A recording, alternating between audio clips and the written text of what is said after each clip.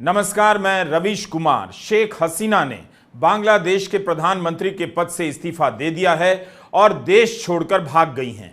ढाका में उनकी पार्टी अवामी लीग के मुख्यालय को जनता ने जला दिया है। ढाका की सड़कों पर नारे लग रहे हैं, छी छी हसीना, शर्म करो, शर्म करो। यही नारा आंदोलन का मुख्य नारा बन गया है। शेख हसीना के भारत आने की खबरें चल रही हैं। हम भी इन खबरों की अभी पुष्टि नहीं कर सकते, मगर भारत बांग्लादेश के 4096 किलोमीटर लंबे बॉर्डर पर बीएसएफ हाई अलर्ट पर है। 2009 से शेख हसीना की पार्टी अवामी लीग सत्ता में है और हसीना प्रधानमंत्री के पद पर थीं। आज शेख हसीना को पद से इस्तीफा देकर उसी सरकारी आवास से फरार होना पड़ा, जिसे बांग्लादेश में गणो भवन के रूप में जाना जाता है। जनता प्रधानमंत्री के उस निवास में घुस गई जहां शेख हसीना 2009 से रह रही थी। गणो भवन पर जनता का कब्जा हो गया है। सरकारी टीवी चैनल में जनता घुस गई है। यहां तक कि बांग्लादेश के निर्माता और हसीना के पिता शेख मुजीबुर रहमान की मूर्तियां भी तोड़ी जा रही हैं। शेख मुजीबुर रहमान को बंगबंधु कहा जाता है। आज बांग्लादेश अपने ही राष्ट्रपिता की मूर्तियों पर चप्पलें फेंक रहा है।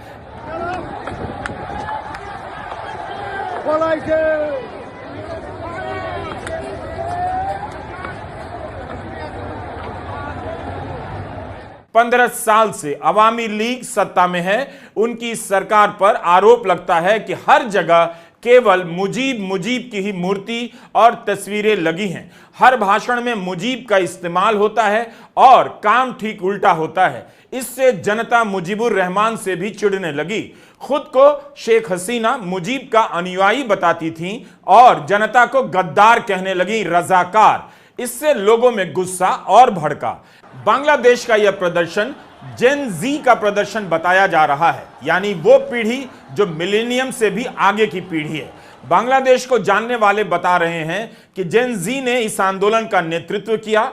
पुलिस की गोली से अपने दोस्तों की मौत ने उन्हें बागी बना दिया। इस तरह से मुजीब, जो स्वतंत्रता के नायक थे, वे सत्ता की क्रूरता के प्रतीक के रूप में देखे जाने लगे। शेख हसीना की नीतियों के कारण लोगों को लगा कि शेख हसीना नाम तो मुजीबुर रहमान का लेती हैं, मगर उनकी सरकार फांसीवादी है, धूर दक्षिणपंथी हो चुकी है। लिहाजा शेख हसीना के प्रति उनका गुस्सा मुजीब के प्रति भी चढ़ने लगा। विदेशों में रहने वाले बांग्लादेश के नागरिक जश्न मना रहे हैं।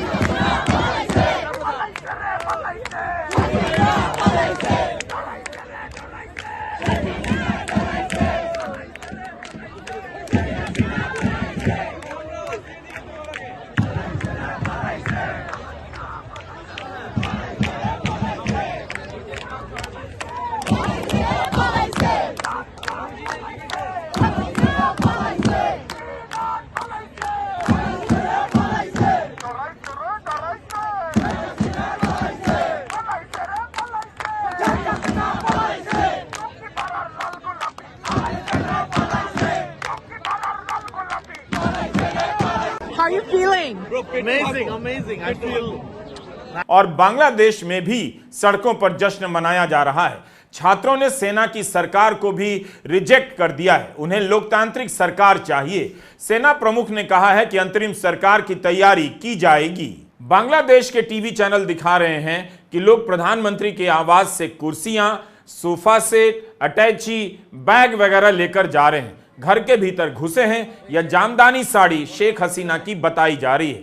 लोगों ने उनके आवास से मछलियां, खरगोश और बकरी तक लूट ली हैं। क्या इसे लूट कहा जा सकता है? कई जानकारों का कहना है कि यह लूट नहीं है, बल्कि जनता को आज एहसास हो रहा है कि उसे अधिकार और शक्ति मिली है।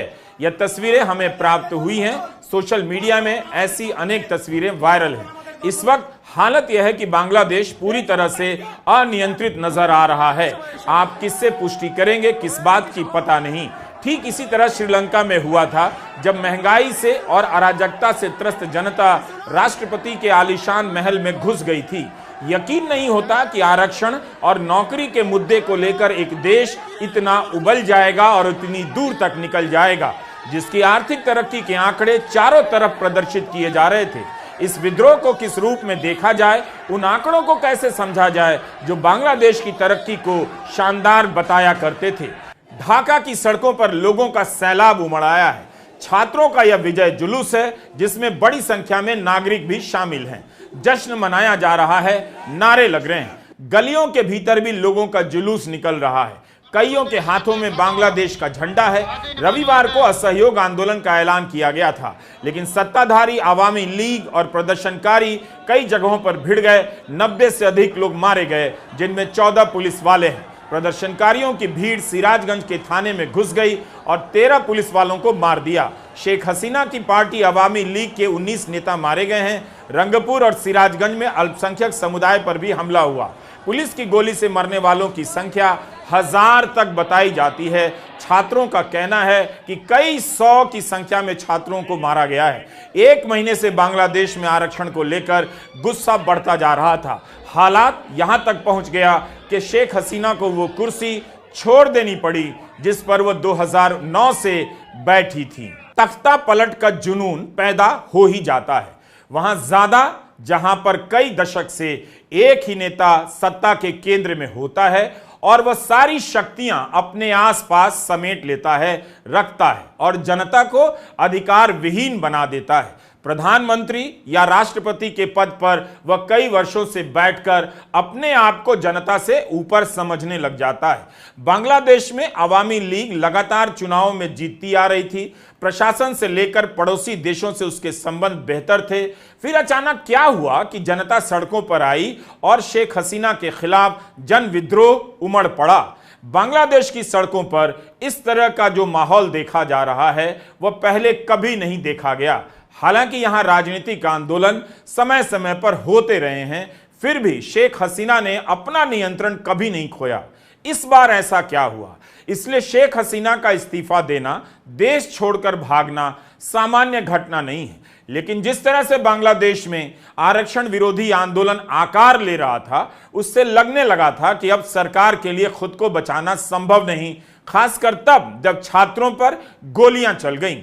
यह भी एक सबक है इस आंदोलन का कि फेसबुक, व्हाट्सएप, यूट्यूब और इंटरनेट बंद करने से जनता को आप नहीं रोक सकते, उसकी आवाज, उसकी बेचैनियों को आप नहीं रोक सकते। जनता को जिस दिन आना होता है वह आ जाती है, इंटरनेट के बंद होने के बाद भी। सारी पुलिस और सारी सेना की तैनाती धरी रह जाती है। शेख हसीना को इस्तीफा देना पड़ा। ढाका के सारे रास्ते बंद कर दिए गए थे, तब भी जनता भीतर तक आ गई। पूरे बांग्लादेश में 3 दिनों के लिए राष्ट्रव्यापी कर्फ्यू लगा था, तब भी जनता ढाका में घुस गई। प्रधानमंत्री का सरकारी निवास गणो भवन कहा जाता है। इस निवास तक लोग पहुंच ना पाए, 3-3 किलोमीटर तक के रास्तों को सुरक्षा इंतजामों से जाम कर दिया गया था। इसके बाद भी हालात बेकाबू होते चले गए। शेख हसीना को पद से इस्तीफा देकर गणो भवन छोड़ना पड़ा और जनता उनके सरकारी आवास में घुस गई। शुरुआत में यह आंदोलन शांत नजर आ रहा था। छात्रों का विरोध आरक्षण नीति तक ही सीमित नजर आ रहा था, लेकिन 12 जुलाई को शेख हसीना ने प्रेस कॉन्फ्रेंस की। छात्रों और प्रदर्शनकारियों को रजाकार कह दिया। रजाकार बांग्लादेश में गद्दारों को कहा जाता है। रजाकार उन्हें कहा जाता है जो बांग्लादेश की आजादी में मुजीबुर रहमान के साथ नहीं थे, स्वतंत्रता के साथ नहीं थे, पाकिस्तान के समर्थन में थे। उनके इस बयान से भयंकर आक्रोश फैल गया। जवाब में सरकार की ओर से दमनकारी नीतियों का इस्तेमाल हुआ और हिंसात्मक कार्रवाई की गई प्रदर्शन को रोकने के लिए, जिसमें करीब 100 लोगों के मरने की खबरें हैं। छात्रों का कहना है मरने वालों की संख्या इससे भी ज्यादा है। अनधिकारिक रूप से कहा जा रहा है कि 1000 से अधिक लोग सरकार की कार्रवाई में मारे गए हैं। प्रदर्शन के बढ़ने के बाद पूरे देश में इंटरनेट बंद कर दिया गया। यह भी अपने आप में एक दुर्लभ घटना थी। बीते रविवार को जब बांग्लादेश में प्रदर्शन हिंसक हुआ, तब भी शेख हसीना छात्रों को आतंकवादी, रजाकार यानी गद्दार कहती जा रही थी। आज वे प्रधानमंत्री नहीं हैं, उन्हें कुर्सी छोड़नी पड़ी क्योंकि छात्रों ने नारा दिया था हसीना को इस्तीफा देना पड़ेगा, नई सरकार को जगह लेनी पड़ेगी और गोलीबारी की घटनाओं की जांच करनी पड़ेगी। तो बांग्लादेश के 2-3 सबक हैं। आप केवल आर्थिक तरक्की के नाम पर, खूबसूरत आंकड़ों के नाम पर ज्यादा दिनों तक शासन नहीं कर सकते।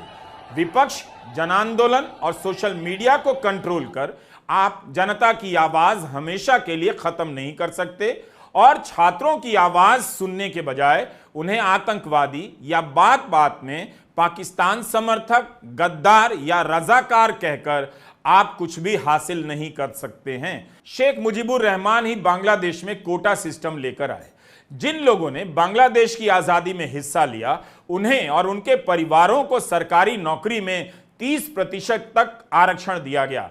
इसके अलावा भी पिछड़े इलाकों और महिलाओं के लिए 26% वहां आरक्षण है। मगर धीरे धीरे स्वतंत्रता सेनानियों के परिवारों के लिए आरक्षण बढ़ाया जाने लगा और स्वतंत्रता सेनानी के बच्चों को भी दिया जाने लगा। नौकरियां सिमटती चली गईं और आरक्षण आक्रोश का कारण बनता गया। लोगों के मन में यह बात बैठ गई कि सरकारी नौकरियां उन्हीं को दी जाती है जो सरकार के समर्थक हैं, अवामी लीग के समर्थक हैं, शेख हसीना के समर्थक हैं। इसलिए वे आरक्षण हटाने की मांग करने लग गए। छात्रों ने एंटी डिस्क्रिमिनेशन स्टूडेंट मूवमेंट एक प्लेटफॉर्म बना लिया। धीरे धीरे समाज के दूसरे तबके और संगठन भी इसमें शामिल होते चले गए। बांग्लादेश के समाजशास्त्री डॉक्टर शरीफ अस-सब्र का कहना है कि हाईकोर्ट के निर्णय का इस स्तर का विरोध पहले कभी नहीं हुआ। विरोध में हाईकोर्ट के निर्णय की तुरंत समीक्षा की मांग की गई। सरकार ने ऐसा कुछ भी नहीं किया। जबकि 2018 में प्रधानमंत्री शेख हसीना ने छात्र विरोध प्रदर्शन के बाद ऐलान कर दिया था कि कोटा खत्म किया जाएगा। उस समय इस निर्णय का व्यापक रूप से स्वागत किया गया था। इसके बाद सरकार ने नौकरशाही में 9वीं से लेकर 13वीं ग्रेड तक के पदों के लिए आरक्षण खत्म करने का फैसला किया।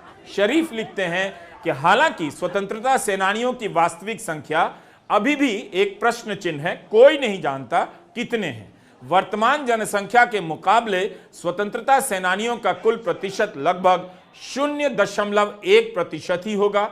उनके वंशजों को 30% आरक्षण देना किसी भी तरह से आनुपातिक और न्यायोचित नहीं है। शरीफ कहते हैं कि स्वतंत्रता सेनानियों के वंशजों को इतने असाधारण और लापरवाही की हद तक विशेषाधिकार दे दिए गए हैं, ऐसा उदाहरण दुनिया में कहीं नहीं है। हाईकोर्ट के जस्टिस कामरुल कादर और जस्टिस खिज्र हयात ने इस निर्णय को पलट दिया और सरकार के कोटा खत्म करने के फैसले को गैर कानूनी करार दे दिया। सुप्रीम कोर्ट ने हाईकोर्ट के इस निर्णय पर सुनवाई करने से मना कर दिया, जिससे नौकरियां रुक गईं और छात्रों में आक्रोश बढ़ गया।